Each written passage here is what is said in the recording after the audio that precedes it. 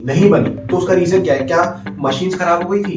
क्या वर्कर सही से काम नहीं करे? तो 1000 यूनिट सोचे थे, 800 बने। तो जब हम 800 बना चुके हैं तो हमको पीछे देखना पड़ेगा ना, हमने कितने के सोचे थे? हमने 1000 सोचे थे। तो इट्स अ बैकवर्ड फंक्शन। याद है केस स्टडी उसमें आया था, ये पर्टिकुलरली याद रखना। तो 2000 यूनिट्स तो बना देते हैं बट उसकी जो क्वालिटी होती है प्रोडक्ट की वो अच्छी नहीं होती है। तो कहने का मतलब ये है कि क्वांटिटी के साथ qualitative aspect cost, production cost हमारी बढ़ गई 5% से नीचे, उसको ला रहे हैं, रिवाइज कर रहे हैं नीचे की तरफ को, that is why it is downward.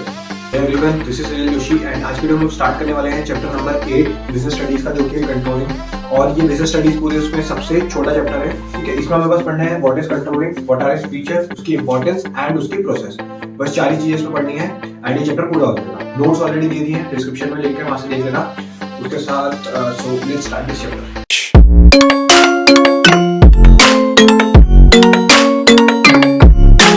सबसे पहले हम लोग समझते हैं कंट्रोलिंग का मतलब क्या होता है, ठीक है।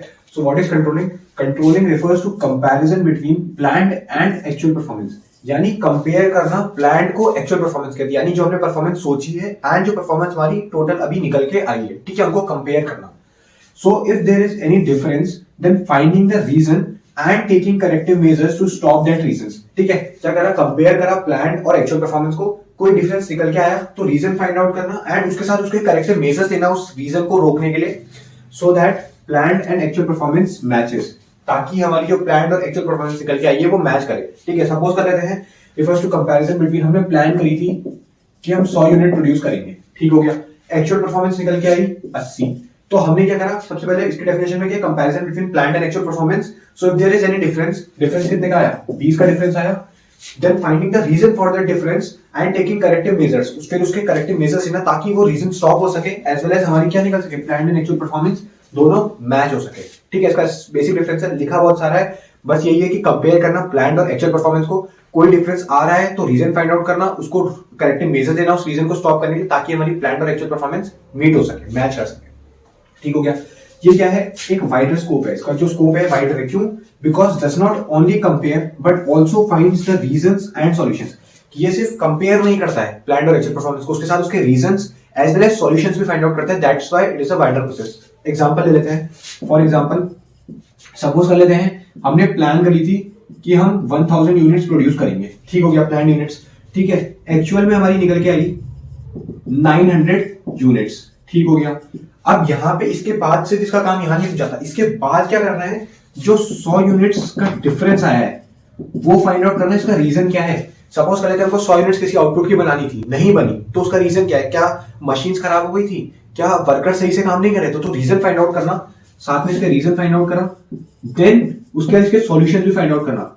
अगर मशीन्स खराब हो गई तो उसको सही कराना, वर्कर्स काम नहीं कर रहे तो एक मॉनिटर रखना ऊपर से, ताकि वो सही से काम करे, उनकी बात सुने। तो अल्टीमेटली रीजंस और सॉल्यूशंस फाइंड आउट करना, सिर्फ कंपेयर नहीं करना, इसलिए इट्स अ वाइडर प्रोसेस। ये वाइडर फंक्शन, स्कोप इसका वाइडर है, ठीक है, याद रख लेना, इंपॉर्टेंट है, बन सकता है क्वेश्चन, ठीक है।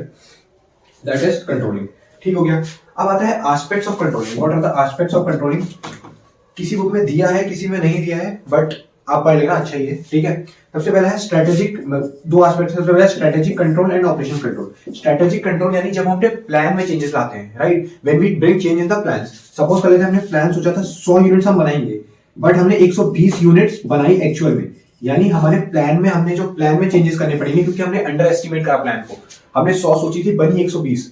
तो प्लान में जब चेंजेस लाने होते हैं, यानी प्लान में जब हम लोग चेंजेस करते हैं, स्ट्रेटेजी में चेंजेस करते हैं, that is known as strategic control.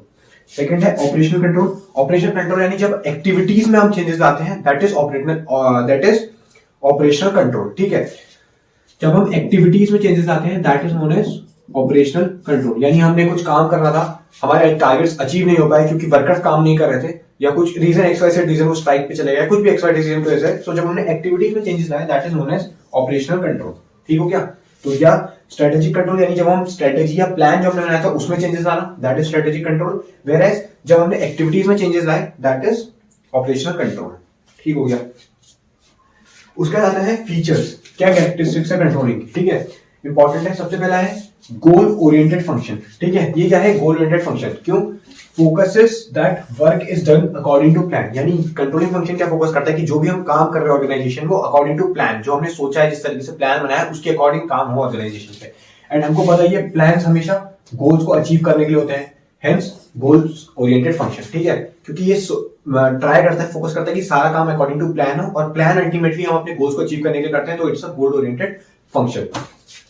Second आता है परवेसिव फंक्शन। अब तक समझ ही गए होंगे परवेसिव फंक्शन यानी हर ऑर्गेनाइजेशन पे एंड हर लेवल पे, ठीक है। तो ये कंट्रोलिंग हर जगह चाहिए होता है, ठीक है। टारगेट्स हर जगह हमको अचीव करने होते हैं, कंपेयर करना होता है, चीजें जो डेविएशन डिफरेंसेस आते हैं उसको फिल करना होता है ताकि हमारे गोल्स अचीव हो सके, टारगेट से निकल कर सके पूरे। तो that's why it is required at every level and at every organization. Third आता है both backward and forward looking function. Important है क्यों? देखो बैकवर्ड क्यों है, सबसे पहले हम बात करते हैं why it is a backward, ठीक है। देखो आपने क्या करा, सबसे पहले आपने प्लान करा कि मैं 1000 यूनिट्स बनाऊंगा, ठीक है। आपने प्लान कर लिया आप 1000 यूनिट्स बनाने वाले हैं, फिर आपने एक्चुअल में बनाए 800 यूनिट्स। तो हमें जब हमने 800 यूनिट्स एक्चुअल में बना रखे तो हमको पीछे मुड़ के देखना पड़ेगा कि हमने प्लान कितना करा था। हमने 1000 यूनिट्स प्लान करा था तो हमको पीछे मुड़ना पड़ा, that's why it is a backward. हमारा एक्चुअल 800 है लेकिन हमको पीछे प्लानिंग जो हमने प्लान सोचा था कि कितने बनाए हैं 1000 बनाएंगे, तो हमको उसको देखने के लिए पीछे मुड़ना पड़ा, that's why it is a backward function, ठीक है। ये बैकवर्ड है क्योंकि हमको प्लान जो हमने सोचा था उसको मुड़ने के लिए पीछे के लिए, यानी 1000 यूनिट सोचे थे 800 बने, तो जब हम 800 बना चुके तो हमको पीछे देखना पड़ेगा ना हमने कितने के सोचे थे, हमने 1000 सोचे थे, तो it's a backward function. Forward function क्यों है? हमने जो 200 का डिफरेंस आया 800 और 1000 के बीच में, हम कलेक्टिव मेजर्स लेंगे ताकि ये फ्यूचर में क्या हो, ऐसा डिफरेंस ना आए, हम दोनों मीट कर सके। सो फ्यूचर का सोच रहे हैं, futuristic, that's why it is a forward function as well. So it is both backward and forward function, ठीक हो गया। फोर्थ आता है कॉन्टिन्यूस प्रोसेस, कॉन्टिन्यूस फंक्शन यानी नेवर एंडिंग है या ऑनगोइंग है, हमेशा करना रहता है। जैसे एक टारगेट अचीव आया कि एक टारगेट बनाया 1000 यूनिट्स का, तो उसको उसके लिए करना पड़ेगा, फिर वैसी कोई और टारगेट बन के आया तो हर समय कंटिन्यूअसली हमको कंट्रोलिंग फंक्शन करते रहना होता है, डेविएशंस डिफरेंसेस देखने होते हैं, उसको मीटअप करना होता है, डिफरेंट डिफरेंट एस्पेक्ट्स के लिए डिफरेंट टारगेट्स हमको जब मिलते रहते हैं तो कंटिन्यूअसली करते रहना होता है, नेवर एंडिंग या ऑनगोइंग, ठीक हो गया। तो ये होगा हमारे features of controlling, features of controlling, ठीक है। उसके बाद आता है व्हाट आर द इंपॉर्टेंस, ये बहुत इंपॉर्टेंट है, इंपॉर्टेंस ऑफ कंट्रोलिंग, कंट्रोलिंग की क्या इंपॉर्टेंस है, ठीक है। सबसे पहले आता है helps in achieving organizational goals, helps in achieving organizational goals. क्यों? ऑलरेडी यहाँ पे डिस्कस करा था, क्योंकि देखो सबसे पहले देखो इसको आपको किस फॉर्मेट में लिखना है। सबसे पहले हमको पता है plans are always done to achieve the goals, यानी प्लान्स हम इस तरीके से बनाते हैं कि हमारे गोल्स अचीव हो सके। As well as controlling ensures कि सारा काम प्लान के अकॉर्डिंग हो, राइट। प्लान्स बनाते हैं हम गोल्स अचीव करने के लिए, एंड कंट्रोलिंग फंक्शन जो स्पेसिफिकली है वो इंश्योर करता है कि सारा काम अकॉर्डिंग टू प्लान हो। तो प्लान के अकॉर्डिंग जब काम होगा तो अल्टीमेटली गोल्स हमारे अचीव होंगे। तो that is the first important कि ये बेसिकली अचीव करने में हेल्प करता है organization goals, because it focuses that all the work is done according to the plan and plan are always focused on achieving goals. So ultimately क्या करता है, helps in achieving organization goals. Second आता है judging accuracy of standards, ठीक है। Accuracy of standards example के through बताता हूं। हमने प्लान करा कि हम लोग 1000 यूनिट्स बनाएंगे, सपोज कर लेते हैं हमने 800 यूनिट्स ही बनाए, तो हम जज कर पाए ना इसकी एक्यूरेसी की, हमने जो स्टैंडर्ड सोचे थे हम मीट कर पाए नहीं कर पाए, तो हम उसमें चेंजेस लाएंगे, दैट इज व्हाई हम इसकी एक्यूरेसी जज कर सकते हैं। जो हमने स्टैंडर्ड सोचे थे, स्टैंडर्ड मतलब वो टारगेट, वो जो हमने प्लान रखा है कि हम इतने यूनिट्स बनाएंगे, तो उसको हम बोलते हैं स्टैंडर्ड। तो हम इसकी एक्यूरेसी जज पाए कि हम कितने एक्यूरेट हुए उस पर्टिकुलर टारगेट को अचीव करने के लिए। सो क्या है, वी कैन जज the target set through strategic control. Strategic control क्या बोला था मैंने, जब हम प्लान्स में चेंजेस लाते हैं, ठीक है ना, तो हम टारगेट्स में जब चेंजेस ला पाए हम उसके अकॉर्डिंग चेंज करेंगे, तो हम उसकी एक्यूरेसी जज जो हम एक्यूरेसी है हमने जो स्टैंडर्ड सेट करी थी उसको जज कर सकते हैं थ्रू कंट्रोलिंग, ठीक हो गया। तीसरा आता है making efficient use of resources. Efficient use of resources कैसे, each activity is done according to predetermined standard, यानी जो भी एक्टिविटी हम कंट्रोलिंग फंक्शन के अंदर करते हैं वो हमेशा जो प्री डिटरमाइंड स्टैंडर्ड यानी प्री डिटरमाइंड हमारा टारगेट है या जो प्रॉपर डायरेक्शन के थ्रू उसी के अकॉर्डिंग करते हैं। तो जब सारा काम एक पर्टिकुलर डायरेक्शन में हुआ है, एक पर्टिकुलर हम बोल सकते हैं according to predetermined standard होगा, तो हमारा क्या होगा, बेसिकली जितने भी रिसोर्सेज हैं वो एफिशिएंटली यूज होंगे, एंड मतलब बोल सकते हैं हम लोग एफिशिएंट यूज होगा। मतलब एफिशिएंट मतलब क्या होता है, पढ़ा होगा आपने कि मैक्सिमम आउटपुट निकालना विद मिनिमम कॉस्ट, ठीक है। तो सब कुछ अच्छे से यूज होगा, प्री डिटरमाइंड स्टैंडर्ड के अकॉर्डिंग होगा, तो सारा काम अच्छा होगा, एफिशिएंट हमारा यूज होगा रिसोर्सेज का। फोर्थ आता है इंप्रूव्स एम्प्लॉइज मोटिवेशन। ये एम्प्लॉइज का मोटिवेशन इंप्रूव करता है कैसे, गुड कंट्रोल सिस्टम। बेसिकली इसके अंदर होता है कंट्रोल सिस्टम, तो उसमें क्या होता है, कोई जो कंट्रोल सिस्टम होता है बेसिकली जब हम सारे ऑर्गेनाइजेशन में कंट्रोल करते हैं लोग कैसे काम कर रहे हैं अकॉर्डिंग टू वर्क वो कर रहे हैं नहीं कर रहे, कंट्रोल करते हैं, that is a control system. तो एक अच्छा कंट्रोल सिस्टम एक ऑर्गेनाइजेशन में होता है। So it guides employees to come out of problems, यानी वो एम्प्लॉइज को गाइड करता है कि कैसे आप अपनी प्रॉब्लम से निकले, मतलब अलग अलग टाइप से उनको हेल्प करता है कि वो अपने जो प्रॉब्लम्स है उनसे कैसे डील करें। एज वेल एज एडवांस क्या करता है, एडवांस कम्युनिकेशन करता है स्टैंडर्ड्स का। वो जो कंट्रोलिंग होता है इसमें क्या होता है, बेसिकली एम्प्लॉइज को पहले ही बता दिया जाता है कि आपके टारगेट्स क्या है, आपको ये टारगेट्स अचीव करना है, एडवांस में ही कम्युनिकेट करा जाता है। तो उनको एक मोटिवेशन मिलता है कि अब हमें टारगेट्स अचीव करने हैं। तो ultimately it provides motivation to the employees, improve motivation of employees. So fourth हमारा आता है इंप्रूव्स एम्प्लॉय मोटिवेशन। एडवांस में सारे प्री डिटरमाइंड स्टैंडर्ड्स बता देता है, उसके साथ साथ एक अच्छा जो कंट्रोल सिस्टम होता है वो उनको गाइड करता है एम्प्लॉयज को कि कैसे वो अपनी प्रॉब्लम से निकल सके, अलग अलग चीजों जो भी काम करते हैं प्रॉब्लम्स आ रही है। इसी का फिफ्थ आता है इंश्योर्स ऑर्डर एंड डिसिप्लिन। ठीक है, ये क्या करता है, इंश्योर करता है ऑर्डर एंड डिसिप्लिन, यानी सारा काम अच्छे से हो और डिसिप्लिन ऑर्गेनाइजेशन में बना रहे। क्यों, कैसे? इफेक्टिव कंट्रोल सिस्टम मैंने बोला था, कंट्रोल के अंदर एक कंट्रोल सिस्टम आता है which keep check on everyone, यानी सबको मॉनिटर करते रहता है कि काम कैसा हो रहा है ऑर्गेनाइजेशन में। जो बोला है जिस तरीके से प्री डिटरमाइंड जो हमारे स्टैंडर्ड्स हैं, जो हमने बोला है कि इस तरीके से काम होगा, ये टारगेट अचीव करने के लिए, उसके अकॉर्डिंग हो रहा है नहीं हो रहा है, तो सबके ऊपर एक चेक रखता है, एक अच्छा कंट्रोल सिस्टम जो ये कंट्रोलिंग फंक्शन के अंदर आता है। ठीक है, so keep checks on everyone, can detect fraud as well. ये कोई फ्रॉड अगर कोई कर रहा है, कोई इसको काम की जगह कुछ मतलब फालतूगिरी कर रहा है, कुछ भी काम में कुछ घपला कर रहा है, तो वो भी ये डिटेक्ट कर सकता है। That's why it maintains order and discipline in the organization. ठीक है, सिक्स आता है facilitates coordination in the organization. Coordination मतलब बोल सकते हैं हम, सबसे बड़ा एग्जांपल इसका आपको पता है, यूनिटी ऑफ डायरेक्शन। ठीक है, सारा काम एक बेसिकली कोऑर्डिनेट करके करना, एक पर्टिकुलर गोल की तरफ करना, सबके एफर्ट्स एक तरफ को लगाना।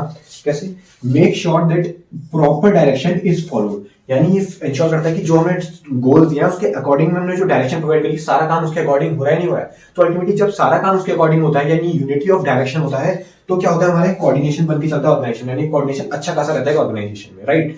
सो जब हम एक काम पर्टिकुलरली डायरेक्शन में करते हैं, सो एक कोऑर्डिनेशन बन के रहता है। ठीक है, यहाँ पे ब्लैक से मैंने क्या लिखा है, यहाँ पे मेंटेन्स इक्विलिब्रियम, इससे रिलेटेड है। ठीक है, क्या लिखा है, maintains equilibrium between means and end. ठीक है, ये अलग से याद रख लेना, इसी का पार्ट है, मेरे को याद है मेरे उसमें आया था तो मैंने यहाँ पे लिखा है। ठीक है, क्या है, maintains equilibrium between means and ends. Means मतलब होता है रिसोर्सेस, एंड्स मतलब होता है ऑब्जेक्टिव, यानी ये इक्विलिब्रियम रखता है कि हमारे जो रिसोर्सेज है वो इस तरीके से यूज हो कि हमारे ऑब्जेक्टिव्स क्या हो, कंप्लीट हो सके, जो हमने टारगेट बनाया है वो हमारा अचीव हो सके। सो ये भी याद रखना, इसी के अंदर आता है। So maintains equilibrium between means and ends, यानी रिसोर्सेज और जो हमारा टारगेट है या जो हमारा ऑब्जेक्टिव है वो उसके बीच में इक्विलिब्रियम, यानी वो मैच कर सके, दोनों अचीव हो सके एक पर्टिकुलर सिनेरियो में।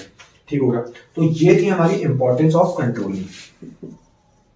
This is importance of controlling. तो अभी तक हमने क्या पढ़ा, व्हाट इज कंट्रोलिंग, उसका scope, aspects, features and importance. यहाँ पे शायद आपको दिखने होगा, डिफरेंशिएट भी नहीं कराया मैं, ये हमारा इंपॉर्टेंस यहाँ तक है। ठीक हो गया, ये हमारा ये। ठीक है, सो दिस इज कंट्रोलिंग। अब पढ़ते हैं इसकी व्हाट इज द प्रोसेस, जो लास्ट अब हम डिस्कस कर लेते हैं कंट्रोलिंग प्रोसेस को। ठीक है, ये सबसे इंपॉर्टेंट है, वेरी इंपॉर्टेंट है। ठीक है, ध्यान से समझना, क्या इजी है, बट इसके अंदर जो कंटेंट है ये भी बहुत ज्यादा इंपॉर्टेंट है, इससे भी क्वेश्चंस आते हैं। ठीक है, सबसे पहले आता है, सबसे पहला setting up of standard target. ठीक है, कंट्रोलिंग प्रोसेस में सबसे पहले हम क्या करते हैं, अपने टारगेट सेट करते हैं, यानी जो हम एक्चुअल में अचीव करना चाहते हैं, प्लान परफॉर्मेंस जिसको हम बोलते हैं, टारगेट को सेट करना। सो what is standard? Standard means the target against which the actual performance is measured. समझ में आ गया होगा, स्टैंडर्ड या वो टारगेट सेट करना जिसके बेसिस पे हमारी जो परफॉर्मेंस निकल के आई है उसको हम कंपेयर कर सकते हैं, राइट। 100 यूनिट्स हमने टारगेट सोचा है, तो इसके बेसिस पे हम चीजें कंपेयर करेंगे ना। एक्चुअल अगर हमारी 70 निकल के आ रही है तो हम कंपेयर इसके बेसिस पे कर रहे हैं, अपने टारगेट के बेसिस पे। ठीक है, that is standard means the target against which the actual performance is measured. It should be, याद रख लेना इसके कुछ फीचर याद रख लेना, वो रियलिस्टिक होनी चाहिए, न्यूमेरिकल होनी चाहिए, as well as within resource capacity होनी चाहिए। रियलिस्टिक की ऐसा नहीं कि टारगेट कि हमने 1 करोड़ एक ऐसा रख दिया जो हमारा अचीवेबल ही नहीं है, रियलिस्टिक है ही नहीं, तो वो तो फायदा है नहीं। सेकेंडली वो न्यूमेरिकल होना चाहिए, मेजरेबल होना चाहिए, यानी एक पर्टिकुलर उसके यूनिट होनी चाहिए कि हम 100 यूनिट्स प्रोड्यूस करेंगे, ऐसा नहीं हम थोड़े यूनिट्स प्रोड्यूस करेंगे, ऐसा नहीं बोलेंगे ना। हमें एक पर्टिकुलर मेजरेबल चाहिए या फिर हमें एक न्यूमेरिकल टर्म्स में चाहिए। ये नहीं कि थोड़ा प्रोड्यूस कर लेंगे, थोड़ा ज्यादा प्रोड्यूस करेंगे, नहीं, 100 प्रोड्यूस करेंगे, 1000 प्रोड्यूस करेंगे, वो होना चाहिए पर्टिकुलरली आपका न्यूमेरिकल टर्म्स में। तीसरा, विद इन रिसोर्स कैपेसिटी होना चाहिए, यानी उस टारगेट को अचीव करने के लिए हमारे पास रिसोर्सेज भी तो अवेलेबल होना चाहिए, तो जितने रिसोर्सेज है उसकी कैपेसिटी के हिसाब से ही होना चाहिए वो टारगेट हमारा। एग्जांपल, स्टैंडर्ड सेल हम करेंगे 20 लाख पर एनम, प्रॉफिट हम कमाएंगे 4 लाख पर एनम, तो यानी इसने जो टारगेट दिया स्टैंडर्ड दिया एक पर्टिकुलर एक मेजर में दे दिया है, यानी इसमें कोई कंफ्यूजन है ही नहीं कि आप इतना न्यूमेरिकल टर्म्स हमको दे दिया, रियलिस्टिक एंड हमारे पास रिसोर्सेज भी इसके लिए अवेलेबल है। तो एक बेसिक हमारे पास ये एग्जांपल बन जाता है कि 20 लाख हम कमाएंगे सालाना। ठीक हो गया, सबसे पहले हमने क्या करा, टारगेट सेट कर लिया। ठीक हो गया, सेकंड आता है मेजरिंग ऑफ परफॉर्मेंस। ठीक है, सेकंड में हम क्या करेंगे, परफॉर्मेंस मेजर करेंगे कि हमने जो प्लान तो कर लिया, हम 100 यूनिट्स बनाएंगे, अब मेजर करेंगे कि बनी कितनी है एक्चुअल में। ठीक है, so here after this the performance of employees is evaluated, यानी एम्प्लॉइज ने जो यूनिट्स बनाए हैं, जितना आउटपुट बनाया है उसको इवैल्यूएट करना कि कितना बनाया है। ठीक है, मेजर करना। In this quantitative plus qualitative aspect should be considered, यानी इसमें quantitative as well as qualitative. क्या होता है ना, कभी कभी इंप्लॉयज क्या करते हैं, उनको बोला होता है कि आप 2000 यूनिट्स बना देना, वो 2000 यूनिट्स तो बना देते हैं, बट उसकी जो क्वालिटी होती है प्रोडक्ट की वो अच्छी नहीं होती है। तो कहने का मतलब ये है कि क्वांटिटी के साथ क्वालिटेटिव एस्पेक्ट को भी ध्यान में रखना है, क्वांटिटी भी बननी चाहिए और क्वालिटी भी उसकी सही होनी चाहिए। So that's why performance measure करते समय ये याद रखें ना कि क्वांटिटी और क्वालिटी दोनों होनी चाहिए उस पर्टिकुलर यूनिट या उस पर्टिकुलर प्रोडक्ट में। ठीक हो गया, सबसे पहले टारगेट सेट कर लिया, उसका हमने परफॉर्मेंस भी मेजर कर लिया एक्चुअल। तीसरा आता है कंपेयर परफॉर्मेंस अगेंस्ट स्टैंडर्ड्स। अब क्या करना, दोनों को करा, अब दोनों को कंपेयर करो भाई कि जितना सोचा था उतने बने नहीं बने, तो उसको कंपेयर करना। After that comparison is done, यानी एक्चुअल और प्लान में हम कंपैरिजन करते हैं। इफ मैच एंड, मतलब अगर एक्चुअल परफॉर्मेंस और प्लान परफॉर्मेंस मैच करती है, जितना सोचा था उतने टारगेट्स हमारे स्टैंडर्ड जो हमने बनाए थे बन गए, तो कंट्रोलिंग फंक्शन यहाँ पे हम एंड कर देते हैं पर्टिकुलरली। ठीक हो गया। अगर नहीं करते हैं, अगर मैच नहीं कर रहे हैं और जो डिफरेंसेस आ रहे हैं वो बहुत ज्यादा है, छोटे डिफरेंसेस है तो हम अवॉइड करके उसको खत्म कर सकते हैं, बट अगर बिग डिफरेंसेस आ रहे हैं देन टाइमली उसको एक्शंस लो, मेजर्स लेने पड़ेंगे। सो एक उसको अलग अलग डिफरेंशिएट कर लिया कि अगर छोटे छोटे हैं हम उसको एडजस्ट कर सकते हैं, इग्नोर कर सकते हैं, वेयरएज अगर बड़े डिफरेंसेस आ रहे हैं देन टाइमली उसमें एक्शंस लेना बहुत ज्यादा जरूरी है। ठीक है। उसके बाद फोर्थ आता है एनालाइजिंग डेविएशंस। ये सबसे इंपॉर्टेंट है, याद रखना इस पर्टिकुलर, याद रखना एनालाइजिंग डेविएशन। डेविएशन क्या होता है, बेसिकली डिफरेंस कितना आ रहा है कोई, ठीक है, कोई कंफ्यूजन की जरूरत नहीं है। Analysing deviation, here deviation is divided into two types, यानी जो डिफरेंस आ रहा है उसको हम दो टाइप्स में डिवाइड करते हैं। बहुत इंपॉर्टेंट है, बहुत इंपॉर्टेंट है, फिर से बोल रहा हूं बहुत इंपॉर्टेंट है। सबसे पहला है क्रिटिकल पॉइंट कंट्रोल, दूसरा है management by exception. Critical point control को हम KRA भी बोलते हैं। ठीक है। Critical point control basically means focus on some key areas, यानी इसका डेफिनेशन भी है critical point control that the manager should focus on some key areas, यानी जो ऑर्गेनाइजेशन की प्रॉब्लम्स है that should means focus on some key areas. की areas क्या होते हैं, जिनका एक लार्जर इंपैक्ट होता है बेसिकली हमारे ऑर्गेनाइजेशन की वर्किंग पे। हमारी ऑर्गेनाइजेशन की वर्किंग पे जो इंपैक्ट होता है, एक होल इंपैक्ट, बहुत लार्ज जो इंपैक्ट करती है हमारे ऑर्गेनाइजेशन को, उसको हम बोलते हैं की एरिया। तो इसमें क्या बोलते हैं क्रिटिकल पॉइंट कंट्रोल में कि जो पर्टिकुलरली जो की एरियाज के जो मतलब जगह है उसमें अगर कोई डिफरेंस आ रहा है, उसमें कोई डिफरेंस आ रहा है, देन उसको टाइमली मीट करो, उसको अर्जेंटली मीट करो, वरना आपके ऑर्गेनाइजेशन के लिए बहुत ज्यादा लॉस हो जाएगा। सो की एरियाज की जो बेसिकली डिफरेंसेस आ रहे हैं उस पर जल्दी फोकस करो, उसको अर्जेंटली मीट करो, जो भी उस पर एक्शन लेने हैं जल्दी हाथों हाथ लो। ठीक हो गया। दूसरा है मैनेजमेंट बाय एक्सेप्शन, यानी managers who tries to control everything may end up controlling nothing. यानी इसका मतलब क्या है, क्या लिखा है इसको पढ़ लेते हैं। मैनेजर जो ट्राई करता है सब कुछ कंट्रोल करने का, कि मैं ये भी कंट्रोल कर लूं, मैं ये भी कंट्रोल कर लूं, वो शायद कभी कभी ऐसा होता है कि कुछ भी कंट्रोल नहीं कर पाते। कहने का मतलब ये है कि एक पर्टिकुलर रेंज का डिफरेंस जो आ रहा है, जो स्पेसिफिक रेंज का डिफरेंस आ रहा है, पर्टिकुलरली अगर रेंज का डिफरेंस आ रहा है तो उसको इग्नोर कर सकते हैं, लेकिन अगर उस रेंज से ऊपर आ रहा है तो वो मैनेजर को बताओ। समझ रहे बात को, एक बार फिर से बोलता हूँ, मैनेजमेंट बाय एक्सेप्शन पे, यानी अगर छोटा डिफरेंस है तो मैनेजर को बताना जरूरी नहीं है, उसका टाइम वेस्ट करना जरूरी नहीं है। वेयरएज अगर डिफरेंस बहुत ज्यादा बड़ा है, बहुत ज्यादा इंपैक्ट डालने वाला है, तो उसको मैनेजर की कंसर्न में लाओ, उसको बताओ। That is management by exception. इसका फायदा क्या होगा कि मैनेजर का फालतू का टाइम वेस्ट नहीं होगा, उसकी एनर्जी बचेगी और वो उस जगह पे फोकस कर पाएगा जहां पे उसकी ज्यादा जरूरत है। ठीक हो गया। यहाँ पे क्रिटिकल पॉइंट कंट्रोल में एक एग्जांपल दिए देना भूल गया था मैं। ठीक है। क्रिटिकल पॉइंट कंट्रोल में यानी मेजर एरिया में फोकस करो। एग्जांपल सोच लो, हमारी प्रोडक्शन कॉस्ट हमारी बढ़ गई 5% से, एंड हमारी पोस्टल कॉस्ट जो होती है वो बढ़ गई 2%। ठीक है।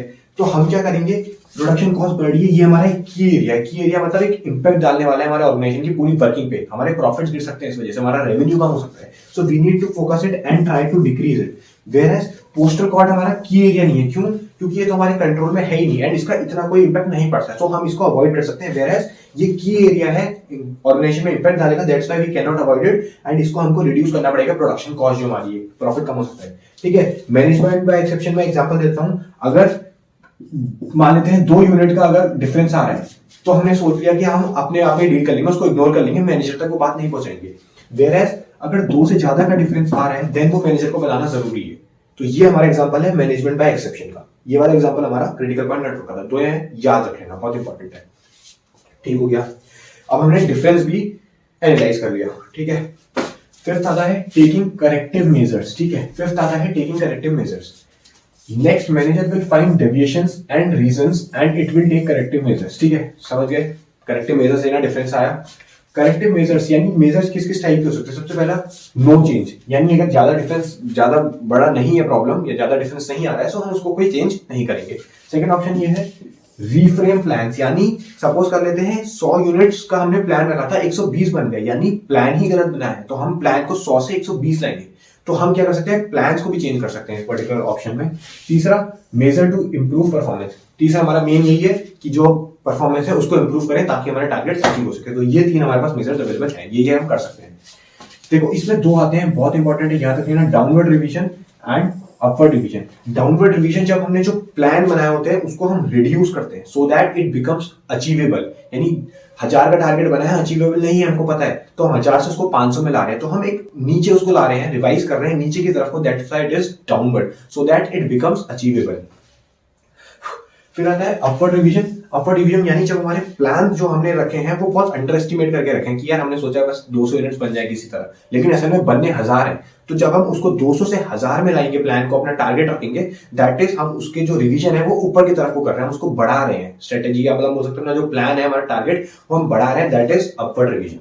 2 रिवीजन याद रखें, इसी के अंदर है टेकिंग करेक्टिव मेजर्स के अंदर। फिर लास्ट हमारे पास आता है फीडबैक इन कंट्रोलिंग। ठीक है, feedback in controlling after taking corrective measures feedback report is prepared, यानी एक बार पूरा मेजर ले ली, फिर एक फीडबैक रिपोर्ट बनती है। उस रिपोर्ट में क्या क्या इंक्लूड होता है याद रखना, सबसे पहले लिस्ट ऑफ डेविएशंस या रीजंस, उसके साथ साथ यानी कि उस फीडबैक रिपोर्ट में क्या करते हैं, क्या क्या डेविएशंस हमें इस साल देखने को मिली, क्या क्या उसके रीजंस थे, क्या क्या उसके सॉल्यूशंस जो हमने निकाले, वो सब हम एक रिपोर्ट में तैयार करते हैं। इससे क्या होता है, it prepares base for next year, यानी जब हम अगले साल अपना अकाउंट मतलब अपना ऑर्गेनाइजेशन स्टार्ट करेंगे तो ये हम रिपोर्ट देखेंगे तो हमें पता लगेगा कि हाँ ये डिफरेंसेस या ये गलतियां हुई, ये हुई, तो उसके बेसिस पर हम अपना पहले से तैयारी करके रखेंगे, मतलब कि सतर्क रहेंगे, राइट। सो फिर हमने क्या करा, फीडबैक इन कंट्रोल यानी फीडबैक रिपोर्ट बना ली सो दैट आगे वाले साल में हम प्रिपेयर्ड रहें, सतर्क रहें, क्या क्या हमने गलतियां करी थी जो इस साल हम ना करें। ठीक है, तो दिस इज कंट्रोलिंग प्रोसेस। क्या सबसे पहले टारगेट सोचा कि कितना करना है, फिर देखा कि भैया हुआ कितना है, मेजर करा। तीसरा, कंपेयर करा, डिफरेंस कितना है। फोर्थ, एनालाइज करा कि डिफरेंस को बेसिकली 2 कैटेगरीज में डिवाइड करा कि या क्रिटिकल पॉइंट कंट्रोल है या मैनेजमेंट बाय एक्सेप्शन, दोनों में डिवाइड कर लिया। फिफ्थ, उसके हिसाब से हमने करेक्टिव मेजर्स लिए। सिक्स, एक फीडबैक रिपोर्ट बनाई ताकि हम अगले साल वो गलती ना दोहराएं। ठीक है, दिस इज कंट्रोलिंग प्रोसेस। ठीक है, एक चीज बताऊं ना, ये सब जो लिखा है मैंने, अगर आप पेपर में लिख रहे हैं तो ट्राई करिए कि उसको एक क्लाउडी मैनर में या फिर एक पर्टिकुलरली बॉक्स के मैनर में लिखे सो दैट एक अट्रैक्टिव बने। ठीक है, presentation is equally important as compare to जो आप कंटेंट लिख रहे हैं, क्योंकि एग्जामिनर बहुत ज्यादा इंप्रेस हो जाता है अगर आपको वो कंटेंट उसको नीट एंड क्लीन मिले, एज वेल एज एक आप पर्टिकुलरली जितनी आप क्रिएटिविटी दिखा सकते हैं ना आर्ट एंड क्राफ्ट की दिखा दीजिए, बहुत फायदा मिलता है। ठीक है, पर्टिकुलरली बहुत first impression is the last impression बोलते हैं, बहुत सही रहता है। तो you can show your creativity as well. तो आप अलग अलग कुछ भी कर सकते हैं, क्राउड बना दीजिए, उसके साथ ऐसे ऐसे ऐसे करके बता दीजिए, तो दैट इज मतलब अच्छा रहेगा, आपको समझ में आ रहा है क्या बोल रहा हूँ। ठीक है, सो कंट्रोलिंग प्रोसेस हो गई। उसके साथ एक ये लास्ट हम लिखा था बुक में, लिख लेते हैं डेविएशन। डेविएशन का मतलब क्या होता है, deviation means comparison between actual performance and plan performance, यानी कंपेयर करना, जो मतलब उसका डेविएशन मतलब डिफरेंस जो हमारा प्लान और एक्चुअल परफॉर्मेंस में आया, that is deviation. Deviation is equals to difference. दो याद रख लेना, डेविएशन 2 टाइप के होते हैं, पॉजिटिव, एक होता है नेगेटिव। पॉजिटिव जब हमारी एक्चुअल परफॉर्मेंस प्लान से ज्यादा निकल के आया, यानी 100 सोचे थे 150 बन गए, तो ये क्या है, पॉजिटिव डेविएशन। 100 सोचे थे बने 150, यानी 50 का पॉजिटिव डेविएशन बन के आया, ज्यादा निकल के आया, so that is positive deviation. जब ज्यादा बन जाए हमारे आउटपुट, सोचने जितने सोचे थे उससे ज्यादा बन जाए, दैट इज पॉजिटिव डेविएशन, 50 ज्यादा आ गए। नेगेटिव समझ गए होंगे, यानी सोचे थे 100 बने सिर्फ 50, तो 50 नेगेटिव डेविएशन आया, यानी 100 सोचे थे बने सिर्फ 50, यानी 50 जो नेगेटिव डेविएशन आया, दैट इज जब हमारा एक्चुअल आउटपुट कम आया। ठीक है, तो 2 हमें पता होना चाहिए, positive deviation and negative deviation. इसके साथ आपका ये चैप्टर खत्म हो गया है, छोटा चैप्टर था, 15-20 मिनट की तो बन गई होगी वीडियो शायद। तो ये चैप्टर है, इसके बाद इसके नोट्स देख लेना, और इसमें आपको कुछ करने की जरूरत नहीं है, सिर्फ आपको क्वेश्चंस उठाने हैं। ठीक है, किसी बुक से सर्च पेपर से उठा लीजिए, बाकी मैं बता दूंगा अगर आपको कुछ हेल्प चाहिए होगी तो। And that is it, thank you and all the best for the exam. Let's go. I'm saying bye to all the lies and all the times you cried, saying that I wasn't right, yet I was right by your side. You manipulator, playing games, your friends commentators, and I don't know what you say about